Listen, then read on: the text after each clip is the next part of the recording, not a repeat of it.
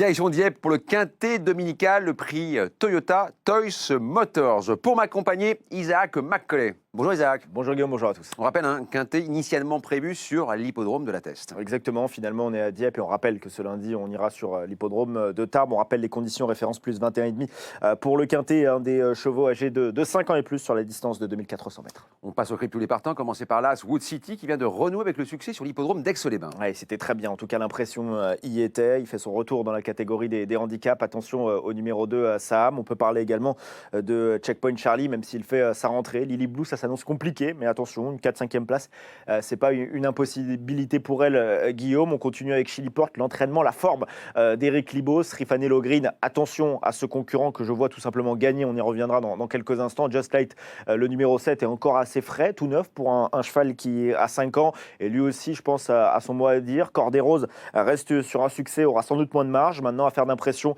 pour la garder ou non dans ses jeux. Piedro, moi j'aime bien, même si c'est pas le concurrent le plus régulier. Owen Wolf est en grande forme actuellement. Master Power, Eternal Optimist, ça me paraît compliqué avant le coup. Et on poursuit avec le dernier tableau, avec notamment Zarika qui a fait une bonne rentrée. Est-elle prête à poursuivre sur sa lancée? On écoute son entraîneur, David Winrich. Elle a logiquement progressé un peu sur sa rentrée, donc pour être 4-5e, c'est possible. Et le Dieppe va lui convenir. L'hippodrome, on sait qu'il va être en parfait état comme d'habitude, aussi bien en plat qu'en obstacle. Et voilà, je pense que ça va être peut-être plus facile qu'à Deauville pendant le mois d'août. Donc non, la pouliche, elle est très bien, elle a progressé et on attend encore une bonne course. De toute manière, on sait qu'elle va faire le maximum, donc elle fera ce qu'elle pourra.